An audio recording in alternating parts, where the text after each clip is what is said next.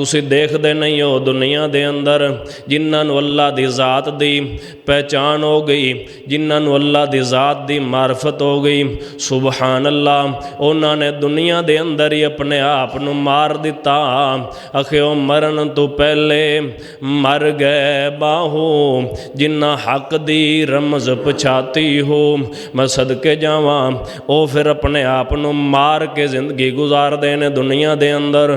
सुबहान अल्लाह, अल्लाह दी ज़ात दी पहचान ते ओदी मार्फत जिस इंसान नूं हो जांदी है ओदा सीना नूर दे नाल मुनव्वर कर दिता जाता है, ओदे सीने नूं हिकमत दे नाल भर दिता जाता है, ओदे सीने नूं बसीरत दे नाल भर दिता जाता है, ओदे सीने नूं खोल दिता जाता है।